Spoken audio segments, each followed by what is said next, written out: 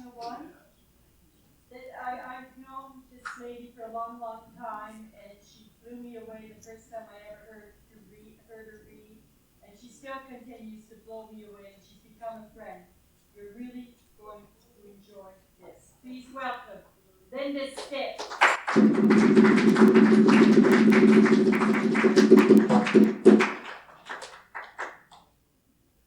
You want to come over and sit by me so you know what I'm going to do? Too much bassoon honking in your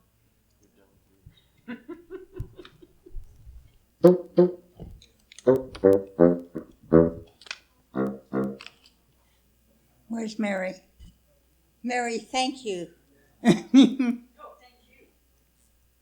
And I'm delighted that Jeff Burke is accompanying me. Oh, thank you. Okay, I'm going to start out with the poem I always start out with. If any of you know it off by heart by now, feel free to join in. It's called Time Out. We were always one. There was only one. There never was anyone else. But just to make the sport more scary, we played at the game of solitary and hid ourselves in mysteries swathed in our separate histories and dreamed of finding one. But it was always one. One hung upon the cross. One sat beneath the Bodhi tree. And one was bad, and one was good, and one was all there'll ever be. Shaman and cynic, sinner and saint. Behind the mask, beneath the paint, beyond the blade of arbitrary time, there has been one, integral and sublime, being whatever, however, whoever it chose to be, being you, being me, being itself in myriad manifestation. And not to spoil the game, but just to have a moment's celebration, let's recollect with love and jubilation that we are one.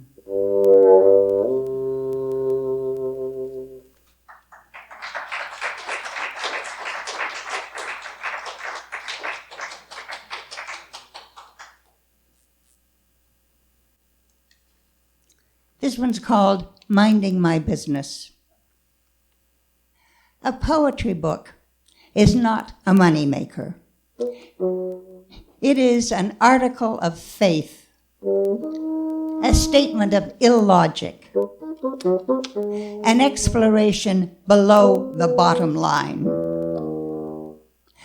Poetry books are not produced by multinational corporations or military-industrial complexes, or bureaus, or committees, or those to whom profit and power are the goals of existence. Poetry is not for the dishonest, the greedy, the harborers of ill will. It is the language which spirit speaks to spirit, reminding itself of mutuality. A poem is a possibility. It is not contained by concepts. It confounds expectations. It is the universal solvent flung at the barriers of separation to crack the shell of certainty and melt the membrane of the mind that is made up. It says, we are all part of an awesome truth, a magnificent adventure. Only poetry can voice the ineffable, channel the ephemeral, capture the delicate without damaging its wings. Let us tell each other our stories, our insights, our aspirations. I am so weary of party lines and propaganda, of bombast and dogma and incomprehensible claptrap. Talk to me in poetry. It is all I understand.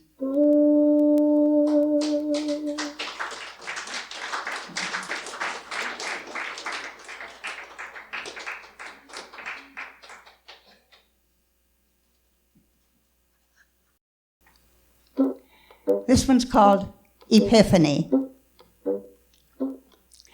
Last week, as I passed beneath the branches of a budding maple, I was struck square atop the head by a liquid pigeon dropping. I think it was a pigeon. By the time I looked up, remembering dilatorily to close my mouth, the culprit had vanished too quickly for a positive identification. I stood for a moment, blotting my pate with a Kleenex, and then resumed my walk, pondering the cosmic import of the incident.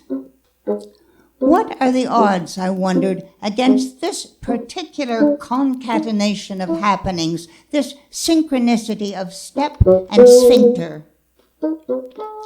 I am aware that such an occurrence is considered fortunate by some. Is this mere superstition, or, in this case, a significant phenomenon? Am I a lucky shithead? Or simply an avian latrine? Is this a heavenly fertilization that will nurture some meaningful growth, some momentous expansion? In which case, is all the shit in my life a forerunner of wisdom, a harbinger of insight, a compost for consciousness? I have explored, examined, contemplated, and concluded that this was a spiritual wake-up call, a celestial reminder that even the unlikeliest event serves to ring the bell of the Dharma. Dung!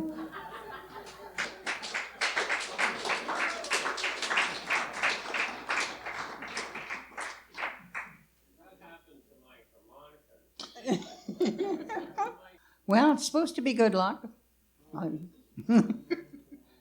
Maybe it's good for the pigeon anyway. I'm sure it felt better afterward. Out of my hands. How amusing. How quaint. How droll. To have to be always in control. The planet spins, the oceans roll. Look who thinks she's in control.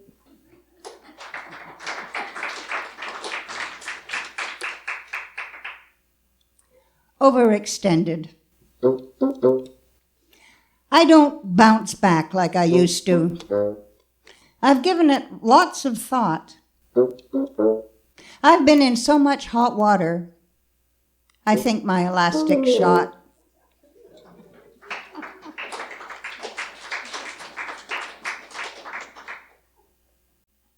Okay, I promised my cousin David I would do this one tonight, and I don't think he's here, but I think I'll do it anyway because I haven't done it for a long time. And it's called The Matricide. I was not her firstborn, not her only child, but by some mishap of my birth, some changeling rage, some malevolent mutation, I have wandered from my mother's line and made a family of my desires. My pleasure was my power. I created a god who gave me dominion and took my mother for my slave, my wet nurse, and my concubine. I have bound her with fetters stripped from her sinews and throttled her with a garrote fashioned from her own stripped veins. I have blinded her with acid and fouled her tears with my excrement. I wear her teeth as bracelets and smear my face with the secretions of her glands. I have torn out her hair and plucked the down from her limbs to adorn myself in savage splendor. I have committed conflagrations, infernos, holocausts upon her skin, and paid no heed to her convulsions. I have poured greed and hatred and holy wars down her throat, and masturbated against her thighs as she shuddered, writhed, and vomited molten agony. I have shattered her eardrums and stolen her voice with noxious thunder, poisoned her exhalations of sweetgrass, cedar, sage, and uncorrupted smoke with mephitic fulminations of debauchery. I have sucked dry her bountiful tits, which withheld nothing, and, unsatisfied, sunk my ravening fangs into her breast and gorged myself upon her blood. I have flattened her mounds with merciless blows and filled her crevices with degradation. I have pierced her organs and gulped her juices and cannibalized my siblings who sought a gentler share. I have saddened her and shamed her, degraded and debauched her, and yet she loved me and cradled me in her vast generosity even as she died. And now I lie shivering against her cold, bruised belly, pinching and kneading and clawing the moribund flesh and shrieking in slack-jawed, uncomprehending terror, "More! More! Give me more!"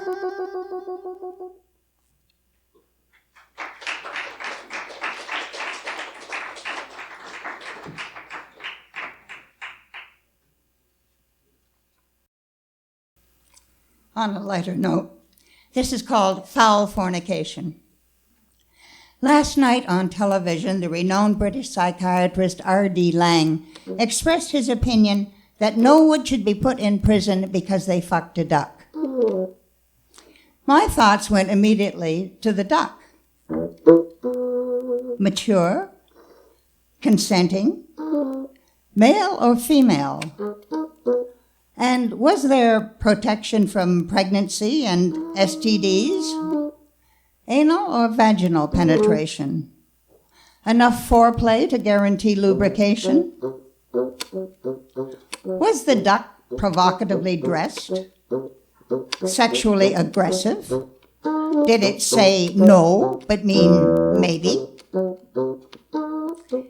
Was it a platonic acquaintance? A blind date? Or a complete stranger? And was it driven home, or just dumped on a deserted road to waddle bedraggedly back to the dorm? Will this incident leave it permanently scarred, or roll like water off its back? Where are the animal rights activists? Are we to have no policy statement from the SPCA? Has the Humane Society abandoned its principles? Let the shrinks busy themselves with the duck fuckers. Be they neurotic, psychotic, maladjusted, antisocial, sociopathic, or merely presbyopic. My concern is for the mallards, the pintails, the scoters, the mergansers, the violated daisies, daffies, and donalds whose ruffled feathers elicit no outcry from the flock of complacent quacks.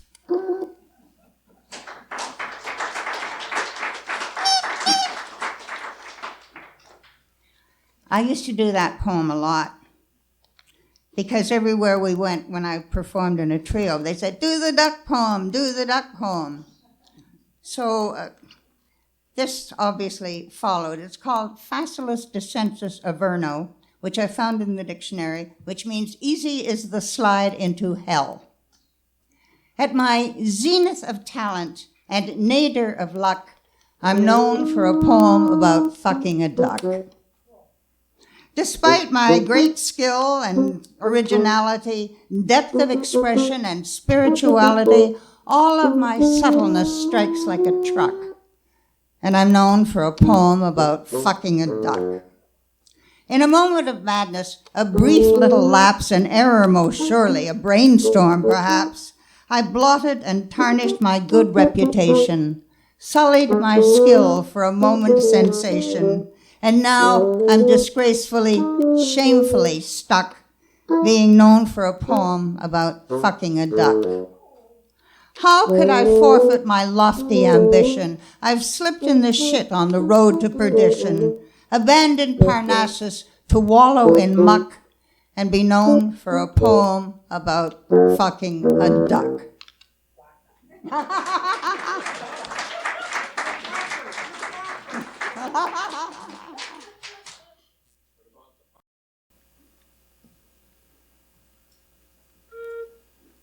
This one's called Just Call It Love. I woke up this morning with nothing to say, no reason to kick off the covers, until I decided this must be the day for writing a poem just for lovers. For lovers of every dimension and shape, of all inclinations and sizes, whatever our languages, ages, or shades, whatever our masks and disguises. For those who are awkward and shy about love, and those who are brazen and bold. For those who came loving into the world, or found love when they had grown old. For those to whom love is a finite reserve laid by for relations and friends, and those who go squandering boundless amounts from accounts whose supply never ends. For those to whom love is a burden at times, and those who can carry it lightly.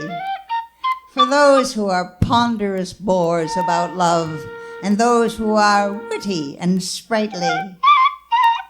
For those to whom love is a place in the soul where the gifts of the cosmos converge, and those to whom love is a thing of the flesh, a mere biological urge. For those who are frozen and icy in love, and others who tremble and burn. For those to whom love came as simply as breath, and those who have struggled to learn. For those who must keep love within easy reach, and those who can love across oceans. For those who have ironclad rules about love, and those who have whimsical notions. For those to whom love is a holiday treat, a nice place to spend a vacation. And those to whom love is a full-time career, a 24-hour occupation. For those who are miserly hoarders of love, and those who can never say no, who fling it through windows and bounce it off walls and give it wherever they go. For those who are fully acquainted with love and dine every night at its table. For those who are ignorant failures at love and fear they will never be able. For all of us lovers, and all of us are, whatever our foibles or strengths, let's love to the limit and even beyond. Let's go to inordinate lengths. Let's love, and let love be our glue and our guide. Let love be our choice and selection. If we let love connect us, then love will direct us and love us along to perfection.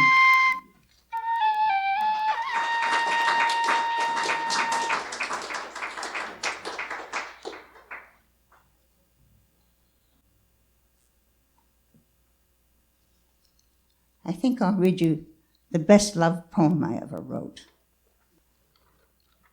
This was for Stephen. You, lover of the sea, you fiery element that burns in water, come, give yourself to me for a tide or two, and let me be your ocean. You have only known the froth and foam that I have shown shore dwellers. Now, enter me and sink below my surface. Come and live in my secret liquid places. I will give you womb breath and moon broth, nourish you with juices that were old when the continents were new. You will be moved in my embrace to unimagined intimacy. I will trace moist kisses all along your trembling skin and penetrate your pores. I shall come into you entirely. You will forget your boundaries and be, if you wish, inseparable from me. I will show you unity, for I was one with all myself before the solid masses had begun their lonely journeys into isolation, and I know oneness still. You shall see my wonders. If you will, Nereides and Neptune shall wait upon you. Mermaids shall come in chariots, porpoise drawn. You shall hear their songs that echo through my deeps and course along my currents, past coral palaces. You shall flow in me and with me.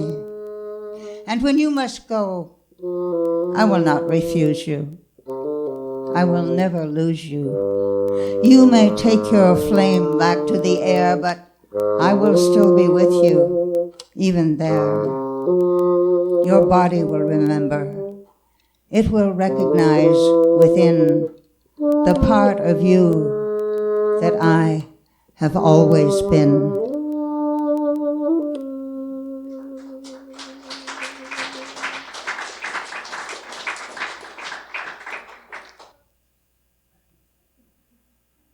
Which one? Oh, Wimp in Wolf's Clothing. Okay. Wimp in Wolf's Clothing. Just for you, Mary. Where'd she go?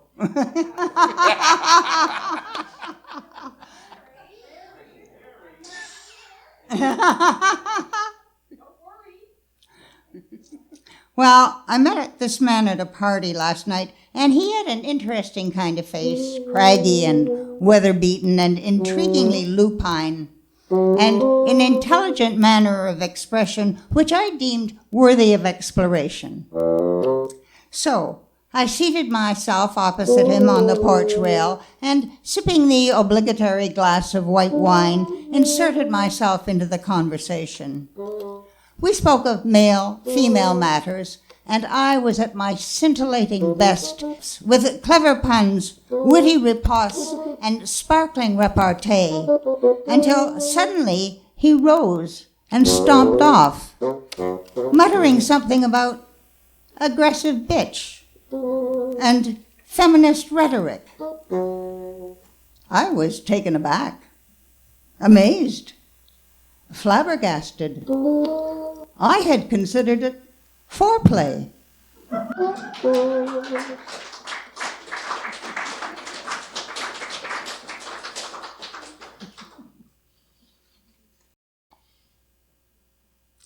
Sin in my 70th year.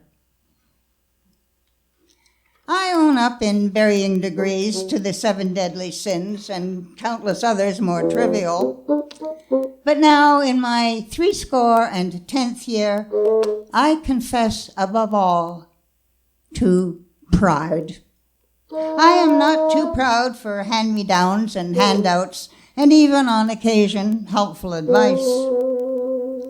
I am not proud of my looks, that was long ago, nor of my accomplishments, save that I have survived.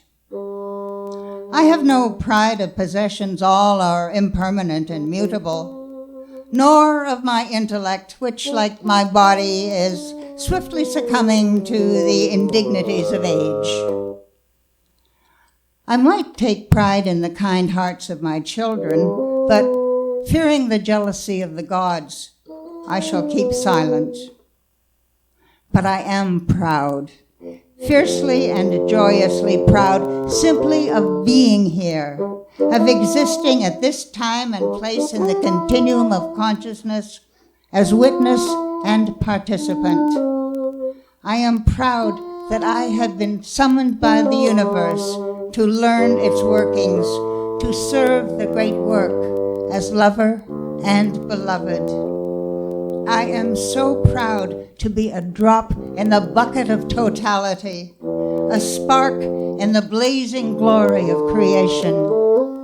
I am proud beyond measure, like a freshman at the senior dance, of having been invited to the prom.